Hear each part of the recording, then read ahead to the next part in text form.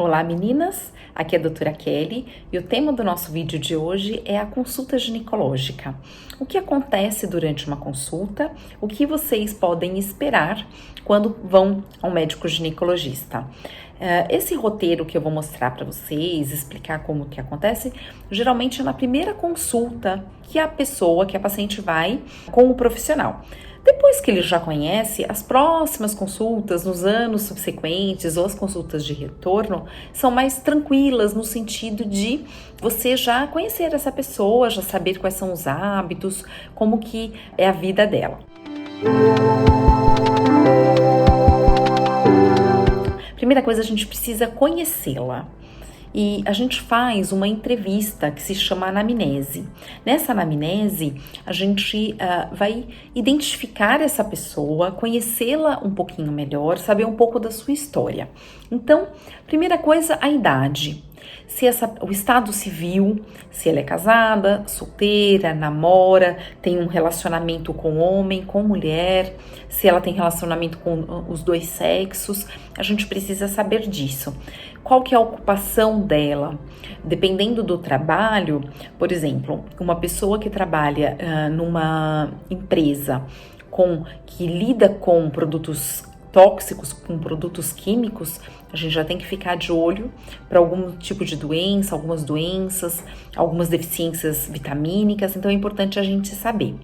Além disso, é importante a gente saber de onde ela vem, em que cidade ela nasceu, onde ela mora, se ela tem alguma religião.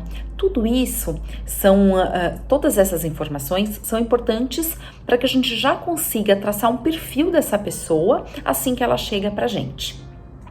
Logo depois, a gente precisa saber por que ela veio, qual é a queixa dela. E aí, a partir dessa queixa, daquilo que ela nos traz, nós vamos tentando identificar se existe algum fator associado à queixa, se tem algum fator que desencadeou essa queixa, há quanto tempo ela tem essa queixa, ou às vezes ela não tem queixa nenhuma, ela vem para uma consulta de rotina e aí a gente já fica entendendo qual é a razão dela vir nos procurar. Logo depois, a gente faz uma entrevista para saber os antecedentes ginecológicos e obstétricos dessa mulher.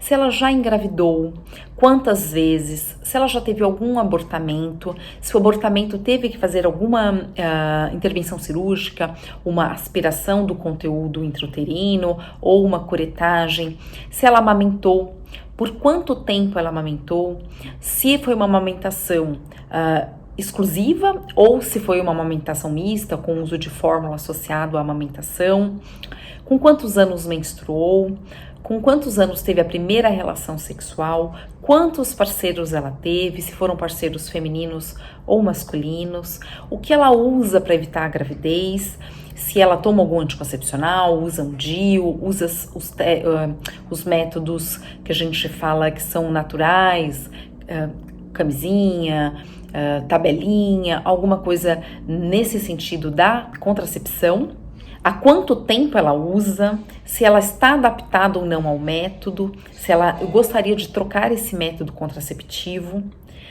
Uma outra questão que a gente também aborda é a menstruação. Como que essa menstruação ela é? Quantos dias dura?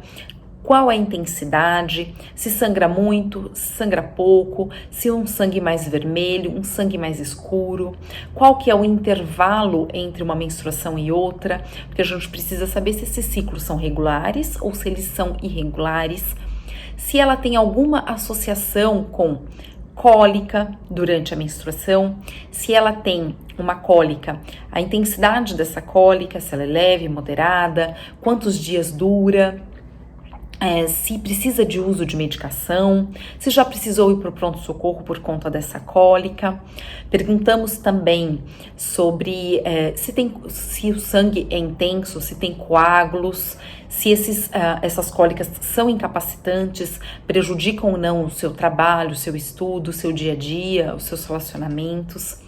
Questionamos também sobre a vida sexual, se nessa vida sexual ela tem dor para ter relação, dependendo se tem dor quando vai iniciar o ato sexual, que seria uma dispareunia de penetração, ou uma dor durante o ato, ou dor após o ato sexual, como está a libido, se tem vontade ou não de ter relação, se tem orgasmo, se sente prazer durante a relação, se sente algum incômodo.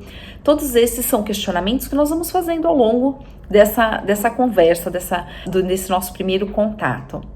Durante esses questionamentos, a gente também pergunta como que é a menstruação, de que maneira que ela tem algum ou não algum fator associado. Se tem dor nas mamas, se durante a menstruação percebe um inchaço no abdômen, nas pernas, no corpo inteiro, se tem alguma alteração de humor, se fica um pouco mais chorosa, um pouco mais triste, qual que é a intensidade disso, se isso prejudica ou não a sua vida, se apresenta dor de cabeça, se essa dor de cabeça, quanto tempo é antes de menstruar, durante a menstruação, depois. Então são todos esses questionamentos para a gente entender um pouquinho dessa história ginecológica e obstétrica da pessoa. E aí, questionamos também se ela tem algum tipo de corrimento, se ela apresenta algum tipo de alteração no hábito intestinal, se evacua todos os dias, a consistência dessas fezes, se são fezes mais amolecidas, mais endurecidas, se ela for uma pessoa obstipada, se ela precisa do uso ou não de medicação para melhorar, para conseguir evacuar, se tem sangue, se tem muco nas fezes. São todos questionamentos que nós vamos fazendo para entender, conhecer essa pessoa e também identificar se tem alguma ou não doença ginecológica ou alguma outra doença que não seja somente ginecológica.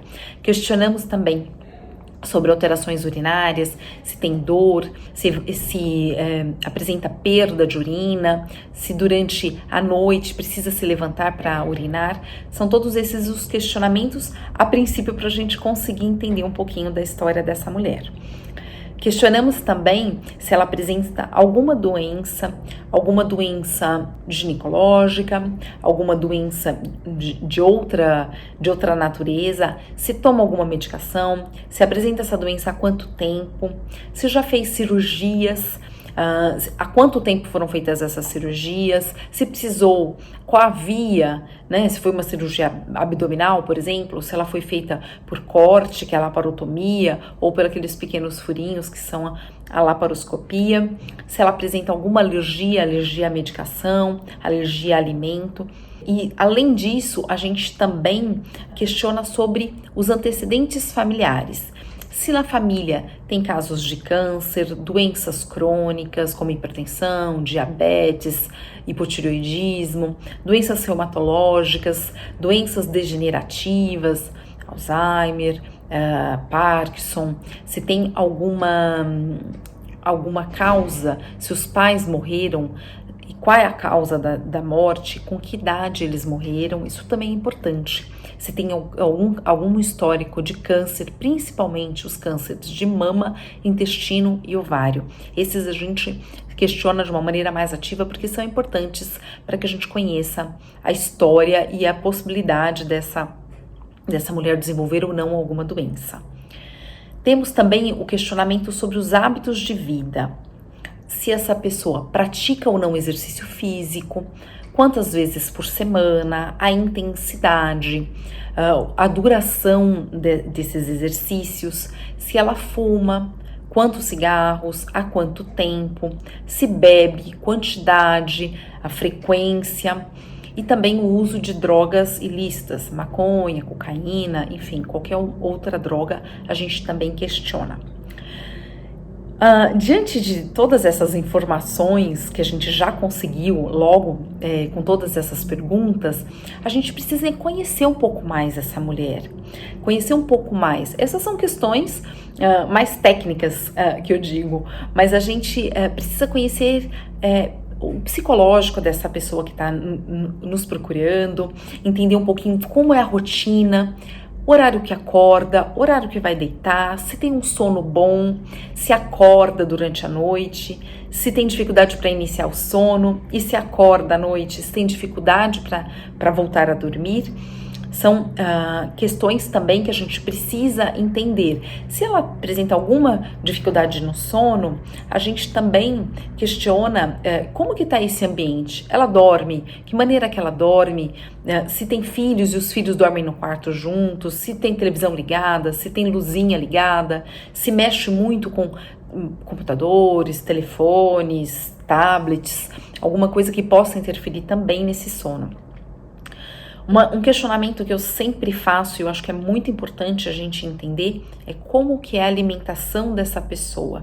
Se ela se alimenta bem, se ela ingere uma quantidade adequada de água, quantos litros de água por dia, se ela come verduras, frutas, legumes, se ela costuma ou não comer carboidratos simples, produtos integrais, se ela come muita fritura, muito doce, produtos industrializados, muita carne, tudo isso é importante para que a gente faça aí toda uma história e conheça essa pessoa. Depois de ter feito tudo isso, de ter conhecido ela dessa maneira, explicar para ela, vamos fazer o exame físico e nesse exame físico a gente vai em busca, cada etapa do exame físico é buscando alguma alteração. Então, a mulher, ela vai tirar toda a roupa, vai ficar sem calcinha, sem sutiã, nada. A gente pede para que ela vista um aventalzinho, coloca o avental. Eu geralmente peço para que fique com o avental aberto, com a abertura para trás, porque a hora que a gente vai examinar a mama, a parte de abdômen, a região genital está tampada.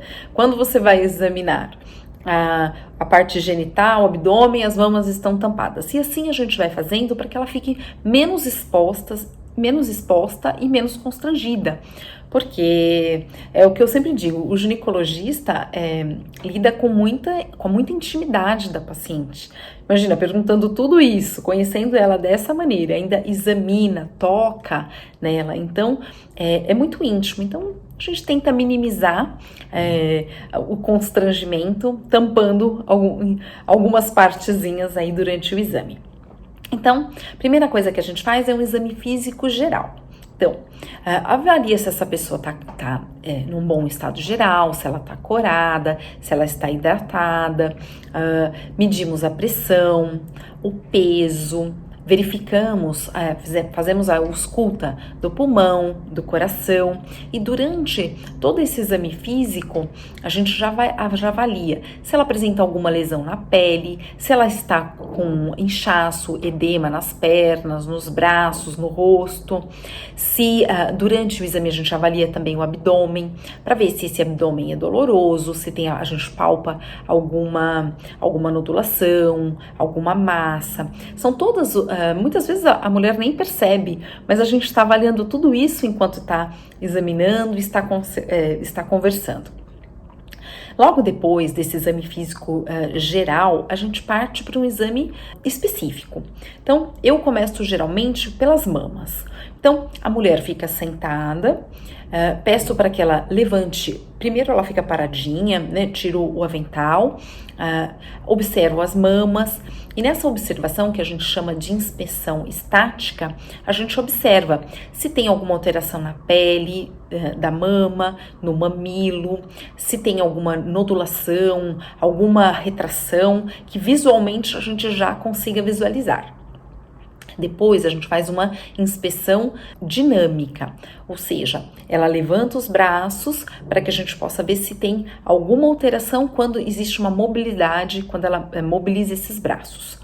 Fazemos então a palpação das axilas e das mamas, buscando sempre se tem algum nódulo, algum cisto, algum espessamento.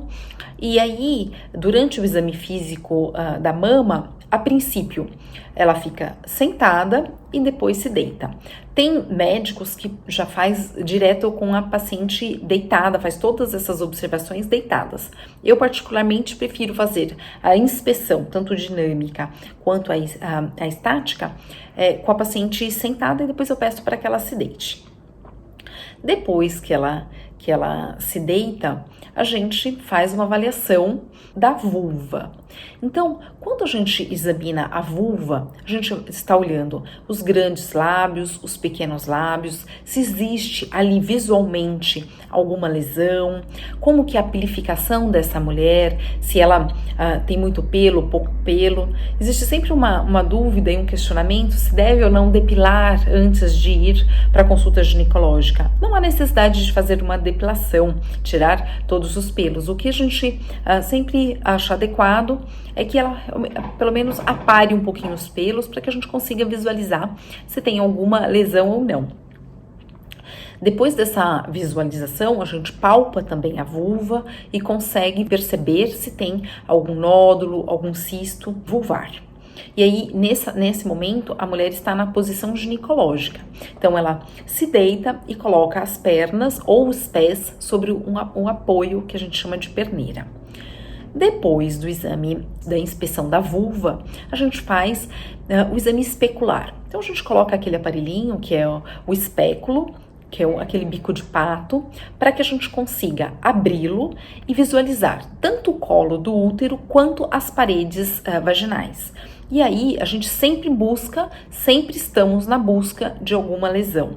Avaliamos o colo, vemos se ele tem algum sangramento, se ele apresenta alguma lesão, como que estão as paredes vaginais, da mesma maneira, se tem sangramento, se tem lesão, se tem alguma fissura. Se a gente percebe se tem ou não algum corrimento, o odor dessa vagina, dessa região ali do colo do útero. Então, depois que a gente olhou, visualizou, a gente parte para a coleta do Papa Nicolau.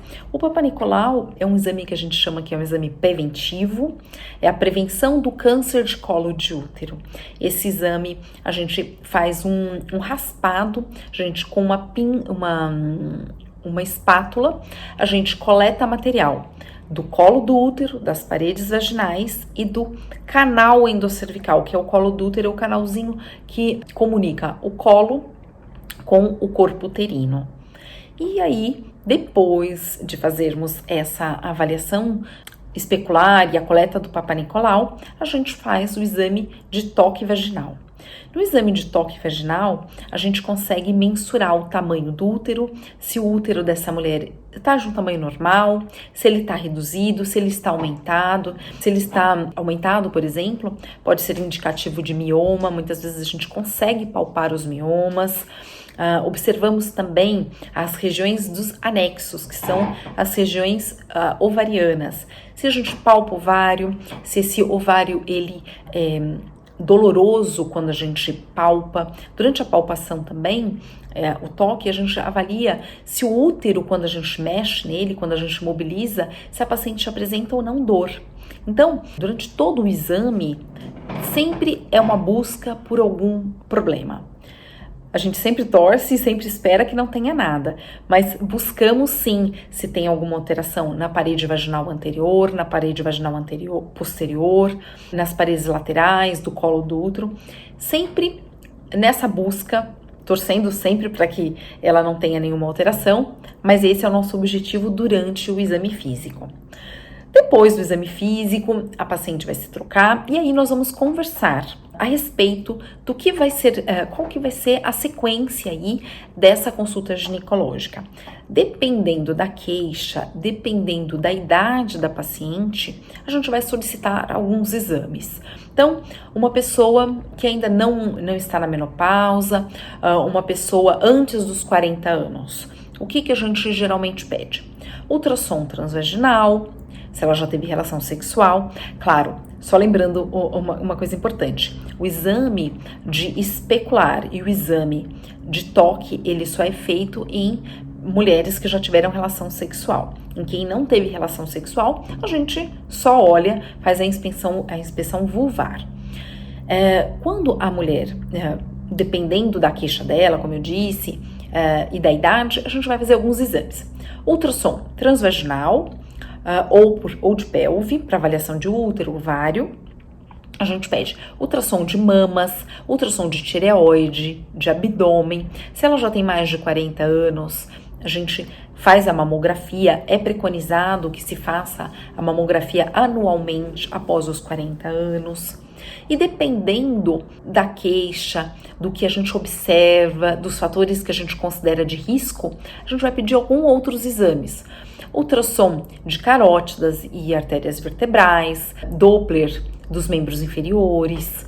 Podemos pedir também os exames cardiológicos, teste ergométrico, ecodopplercardiograma, eletro. Se dependendo do momento, a gente pede também uma colonoscopia. Então, isso tudo dependendo do que essa paciente vai nos trazer. É o que eu sempre digo, a nossa consulta ela é individualizada. Não dá para eu chegar a ter ali uma receita e vou pedir a mesma coisa para todo mundo. Claro que existe um roteiro, algumas coisas que a gente vai pedir, vai questionar, mas depende do que essa mulher nos traz.